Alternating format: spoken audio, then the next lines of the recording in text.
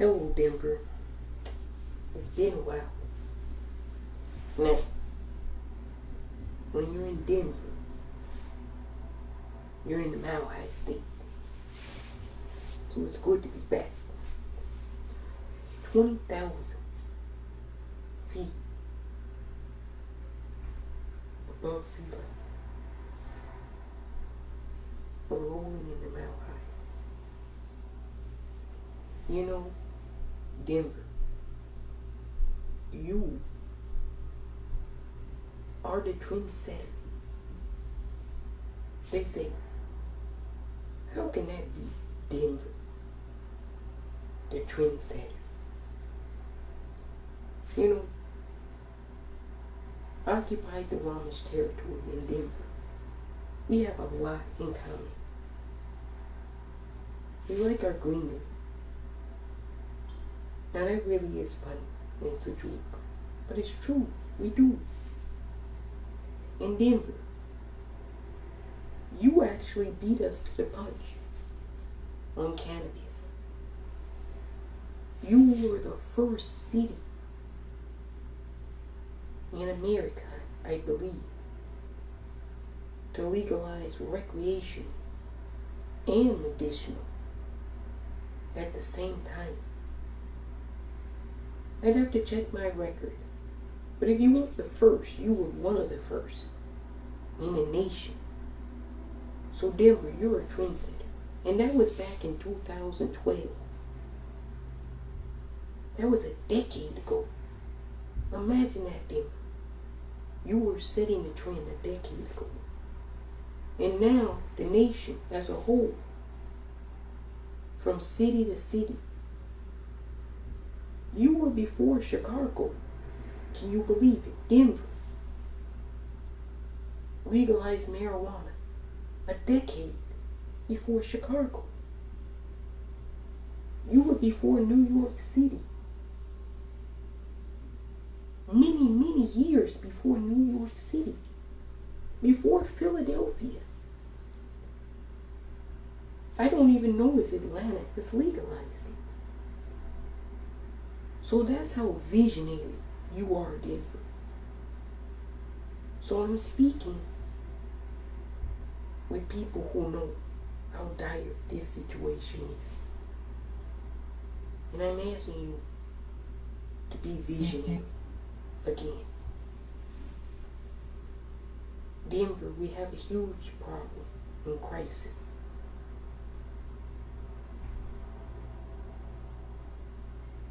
Lots of Americans are starving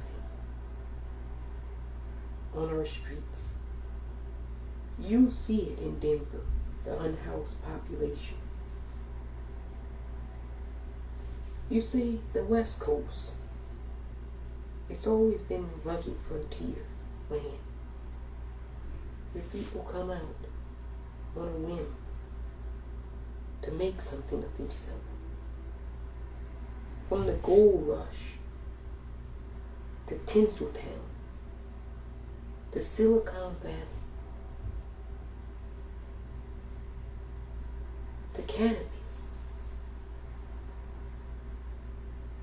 to Black Lives Matter, the West Coast,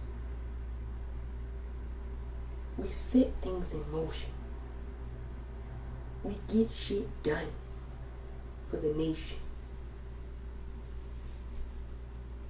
Denver is one of those moments again. We gotta get this shit done for the entire nation. And for ourselves, literally. We're starving to death. I don't know if other people know this, but the former president of the United States, Donald J. Trump, literally starved the West Coast to death. We're going to have more on this, believe you me. But he literally starved us to death. It's documented by this nation now. The farm aid money, nearly none of it went to the West Coast. And yet we have the most land, even occupied by the Bureau of Land Management. In terms of sheer square feet and mileage, the West Coast definitely has the most land. And yet, darn near all of the farm aid money went to the South. Not even in the Midwest where they have the cornfields. No, he tried to act like he gave the money to the Midwest. But the Midwest didn't get as much as the South got.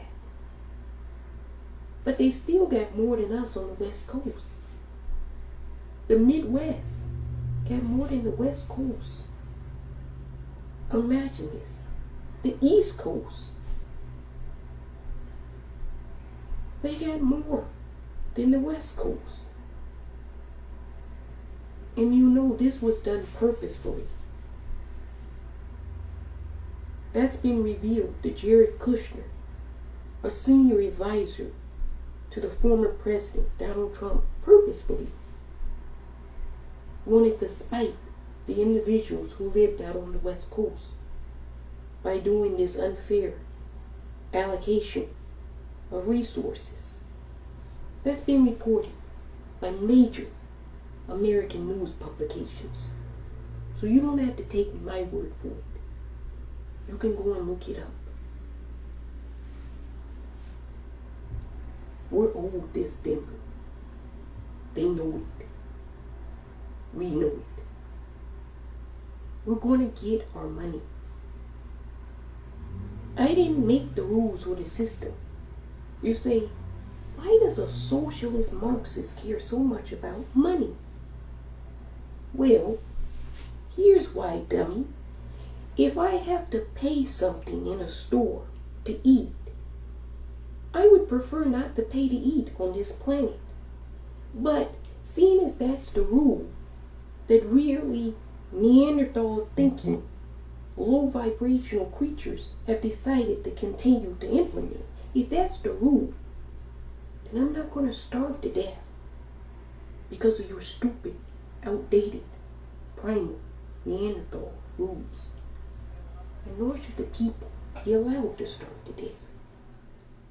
No, I don't believe in that. That's cruel and torture.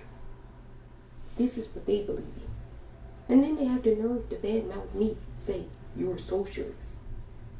Yes, proudly. And make no apologies about it. I believe in common prosperity for everyone. Not just 13 or 14 or 15 families. Who knows, it might be 22 now.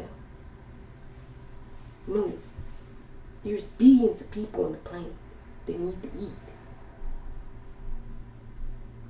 So why should we let 22 people hoard everything and let billions of people fight for scraps? So don't ever ask me why I'm a communist, why I'm a socialist, why I'm a Marxist.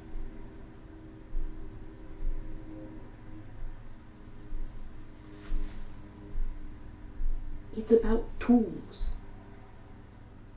I don't give a damn about individuals. It's about tools. And one of the tools of socialism is to acknowledge income inequality. Something that capitalism doesn't want you to do. Oh no, you can't acknowledge vast inequalities in the system. To say that would mean then the system is rigged to operate that way. So anytime we talk about racial inequality, income inequality in this country, you know what they're fixing to say.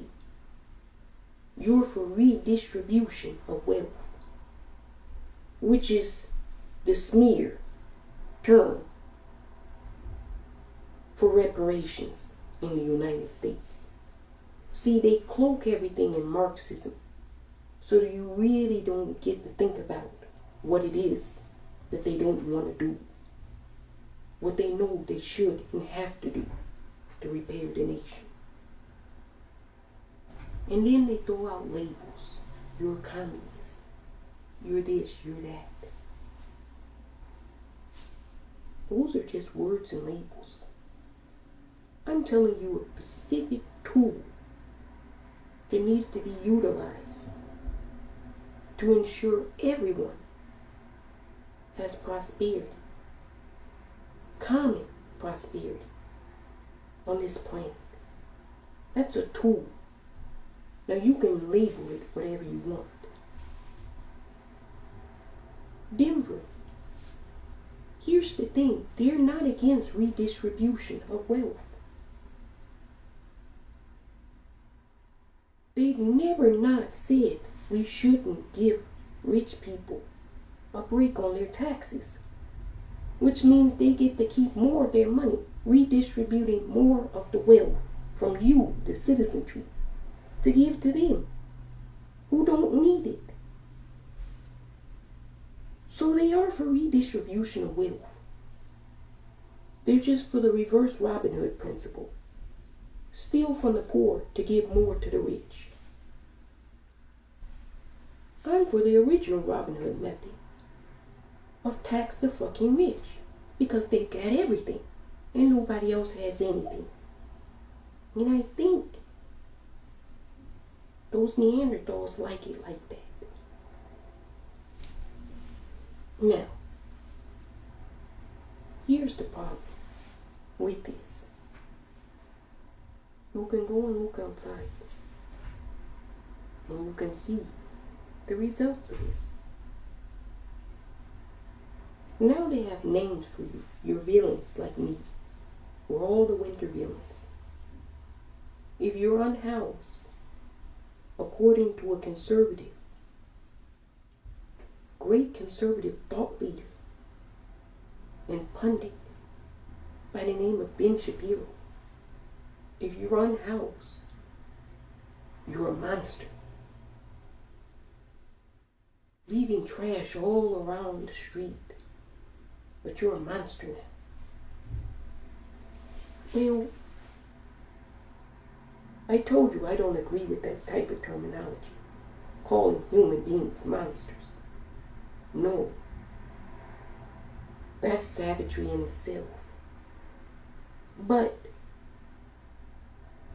let's say, devil's advocate, that I agree with Ben Shapiro. You gotta stop and think. Who created the monster? Monsters generally don't create themselves. Conditions and situations occur to create monsters. Nobody wants to talk about the condition that led to this shit of you being unhoused in the first place. Everybody wants to, generalize it because they don't want to delve into it. They want to say, oh, everybody that's unhoused is a drug addict. That might be true. But what's not true is maybe you weren't a drug addict before you became unhoused. They never want to talk about the conditions that led to you being unhoused. They just want to talk about your current condition. Because if you talk about the conditions that led to you being unhoused, oh, there's plenty. There's no labor increase in wages, stagnant for decades. There's rampant inflation. There's giving more of your tax money to the rich through tax cuts. There's wars that you didn't want to fight, that the government had to borrow money to fight. There's loans, student loans that you took out to go to university and college, but then found out that you could only get a job making $7 an hour at Starbucks. And you couldn't pay back $40,000 in student loans. Well, there's plenty of reasons. But they don't want to talk about the reasons. They just want to talk about your current situation. You're in a tent city. You leave trash all around this tent city. And you're a monster for doing that. It's not their system. It's you who are the problem now. You know,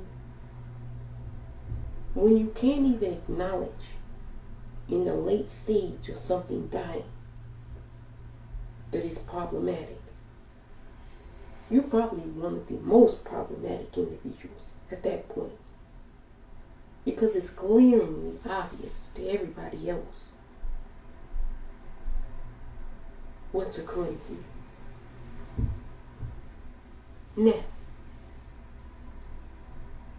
they're like, we don't really need to do this. Wait a minute, what do you mean you don't really need to do this? It's a must do it, or else everybody starves. You're like, oh, you're being melodramatic, Purple People's Hour. It can't be that bad. Yes, it is. It's been that bad. You can't say that over centuries of cattle, human slavery, where no wealth was allowed to be accumulated by one group of people in this country, that somehow, all things considered, we're all equal as Americans. How do you get to that conclusion when for centuries, Denver, there was rampant inequality? It was the defining and prevailing order of the system. And one would argue that it still is, very much so, although very much benign at this point. Who can make this argument to us? Please present it. Oh, well, you'll get the argument. Affirmative action. There's been welfare programs. As though any of the programs that this country has set up has specifically, thereafter, the institution of slavery being abolished, has specifically, in general, targeted and benefited solely the African American community. You can't name any program of the United States government that's specifically and solely dedicated to benefiting the African American community. Not one. Affirmative action benefits everyone. There's not a single ethnic group that isn't benefited by the titles and codes of the affirmative action laws. The same is true for welfare. They don't tell you you can't get food stamps just because, well, you're Hispanic, or you're Asian, or you're white, or you're black. They don't tell you that. Everyone can apply. And if you meet a standard based off of income, you get your food assistance. Slavery was an institution that specifically for centuries dehumanized African Americans in this country. The only thing that can even begin to repair this nation is reparations, Denver. And everybody knows this. The Sour Cream Brigade and conservatives want to make an argument that somehow that in itself would be racist to this country. You're going to tell me that a nation that spent 400 years being racist, to this day is still racist, and doing one thing that would benefit the race that you've been racist to for 400 years and done billions of racist things to. Oh, that's a bridge too far. That's racism. You got to be kidding me. But this is the type of people you will listen to. Low frequency, low vibrational creatures. Or dinosaurs. Or dumb. Who don't have your best interests at heart. Reparations benefits the nation. It repairs and benefits the nation.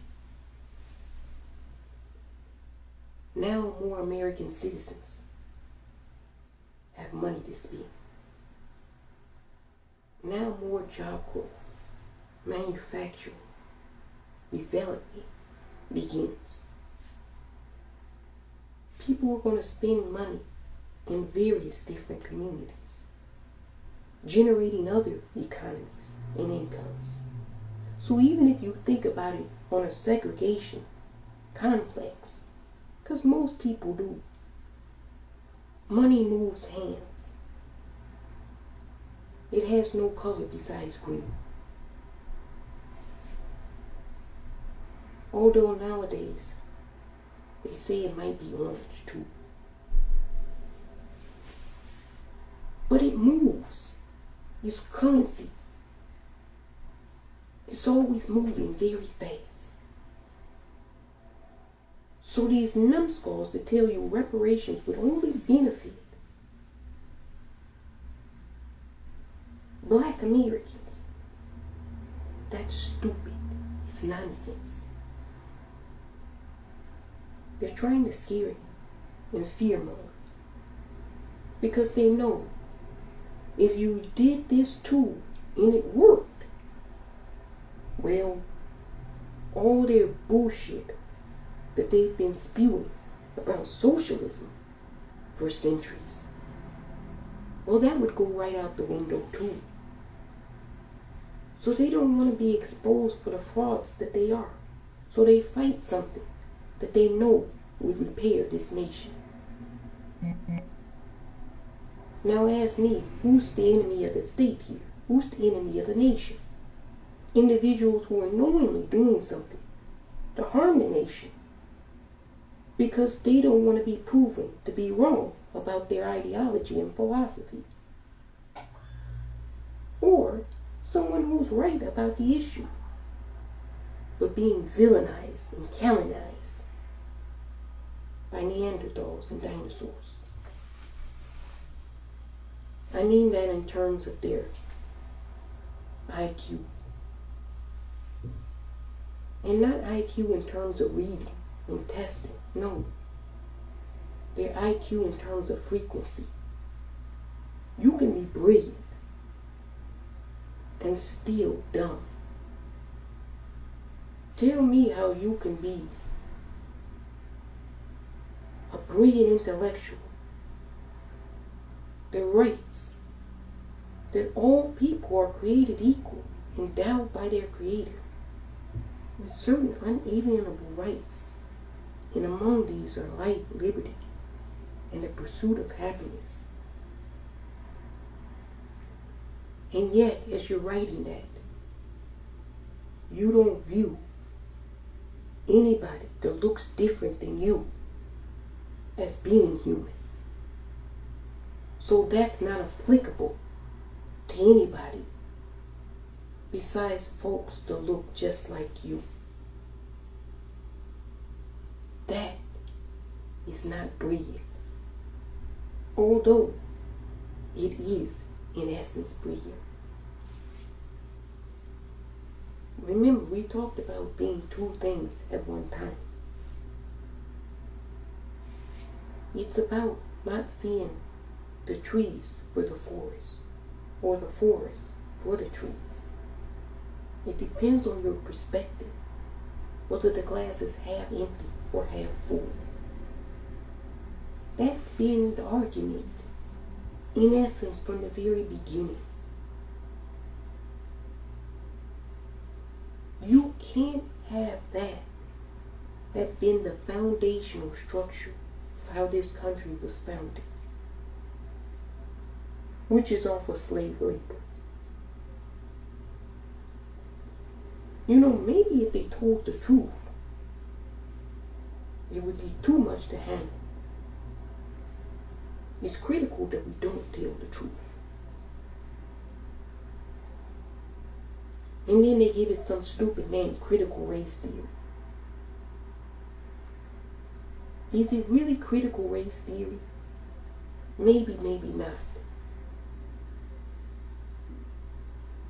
It should be called critical human theory.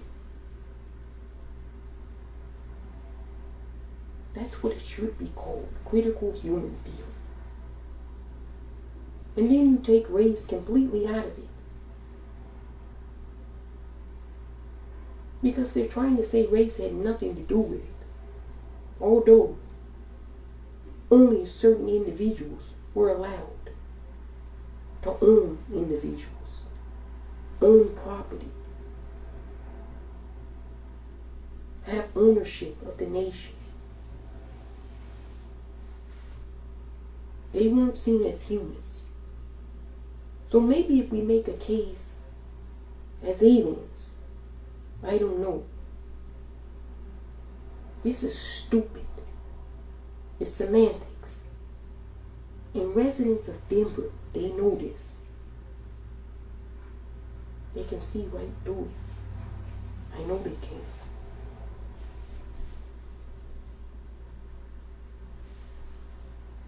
You know, I really don't like it.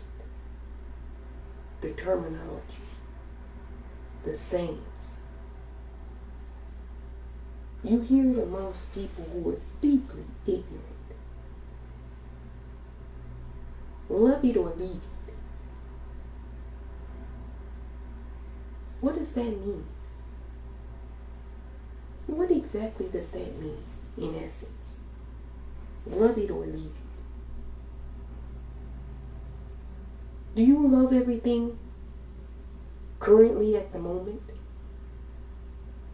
Because on January 6, 2021, it didn't seem like there was too much love in the air. You violently, in the thousands, stormed the nation's capital, attacked the symbol of democracy, attacked the individuals who months ago you said you backed and you supported, and who you claim we out here on the West Coast were vilifying. We're saying things unfair about them. We're doing unfair things to them. You attacked them too on January 6th. But it was legitimate for you. It was illegitimate for us. You see where I'm going with this? Certain protests are okay. The Freedom Convoy, greatest protest ever. Occupy Wall Street, communist scum, Antifa terrorists. You get what I'm putting down here? Anybody that supports racial equality is labeled as a bad person. But if you support some bullshit persecution complex to not deal with a situation that we all know as citizens we have to address, then you're ordinary citizens being persecuted by your government. You know, you can't pay your taxes. You're being persecuted. You're an ordinary citizen. But it's not persecution that tax an individual, especially an African American, when for 400 years they had no representation. That's not persecution. They say, oh, why did black people even pay taxes in America when they had 400 years of persecution? No, you don't think about it like that. And they know you don't. Denver, we're the Mile High State. We do big things. And we're going to get this done. It's non-negotiable. We're not negotiating. We've seen the negotiations before. Recently. Whether it's local, here in occupied the Wamish territory, where Elliot signed the Elliot Treaty back in the 1800s. Said you were going to put encampments in cities that were totally run by the Duwamish around the Seattle city. And with all this money in the Emerald City, you know who didn't get any emeralds? The Duwamish people. That was in the treaty that you didn't abide by. Climate change.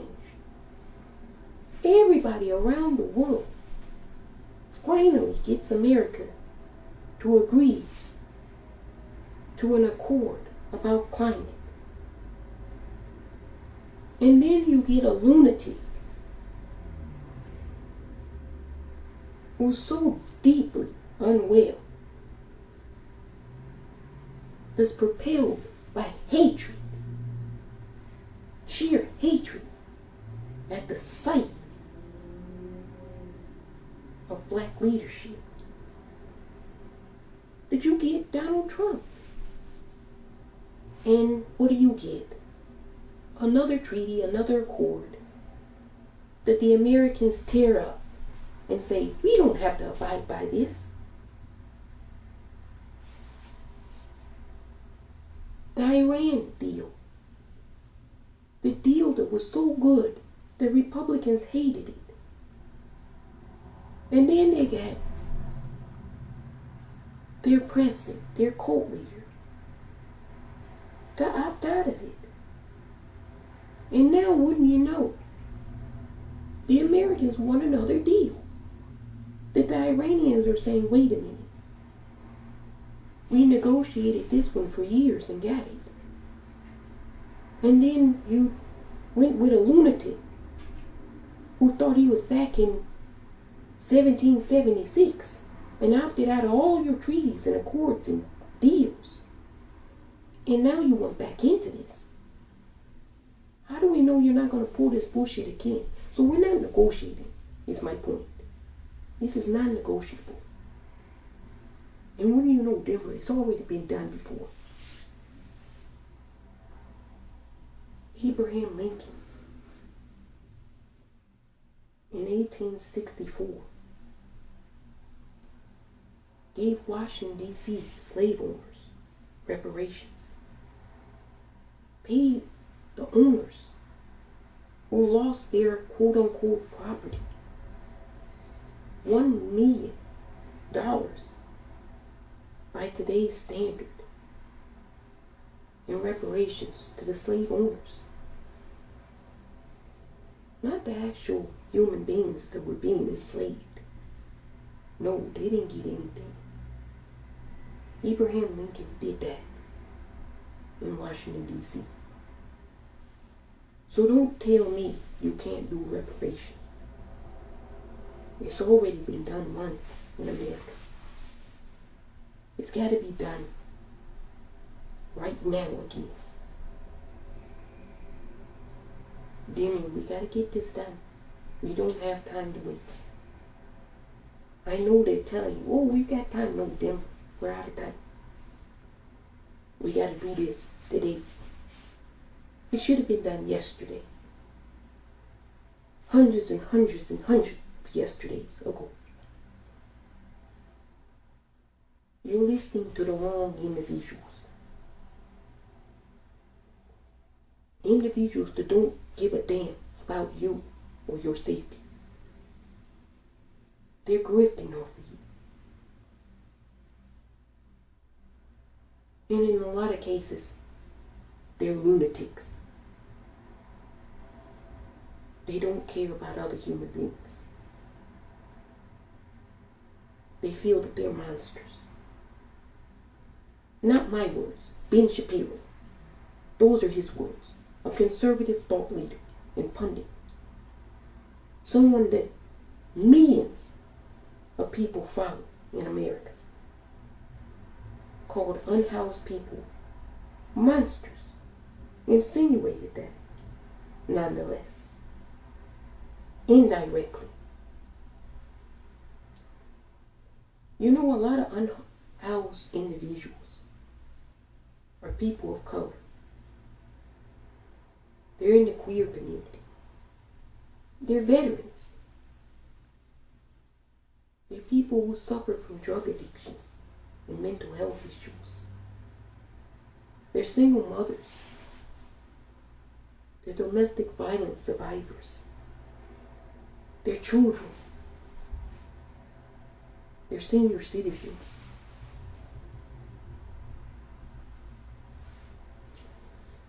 They're disabled.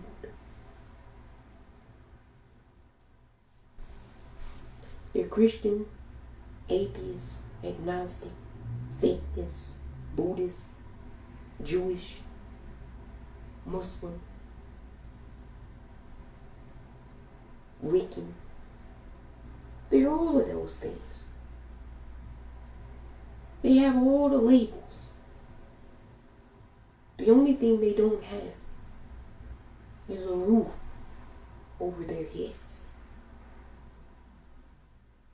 And for that, they're monsters to conservatives in the general society. That's how they view you. We need the money. This is not, generally they say, you're a comedian. But comedians talk about serious issues. So please make no mistake, I'm being dead serious here. Denver, I'm taking time to do a tour, a nationwide tour from city to city to campaign and rally for reparations. This is no joke. These are serious. My other videos are comical, but they draw intellectual thinking about matters.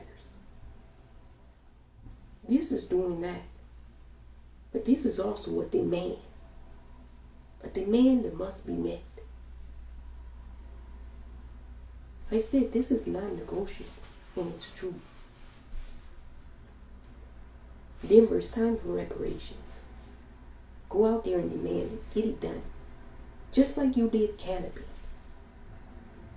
You didn't take no for an answer. People were like, you're fringe. You're far left.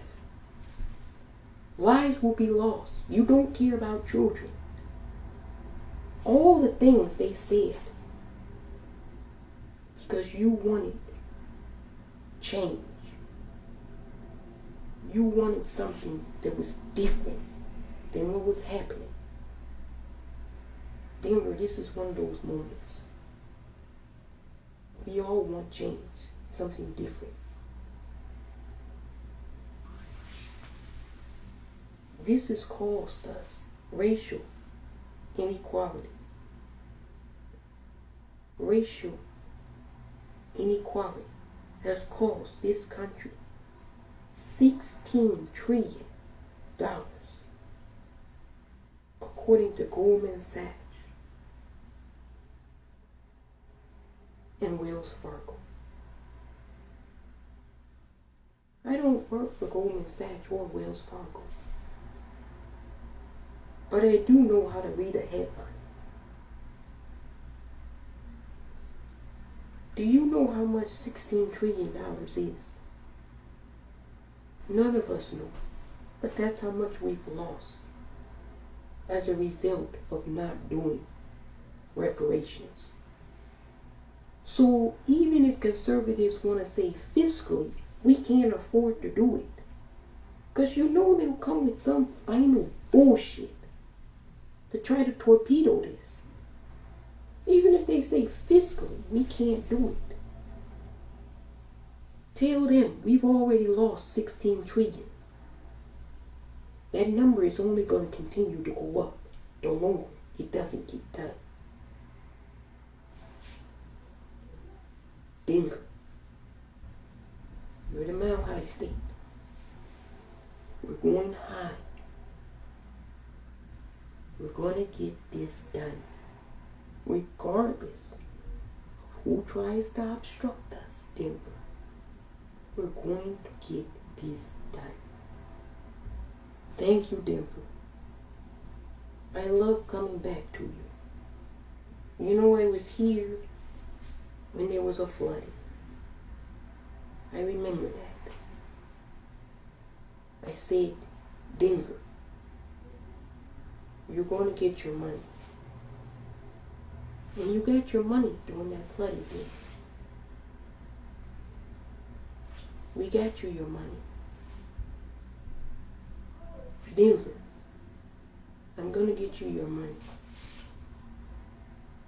I got you, Denver. West Coast. We're West Coast. We do big things.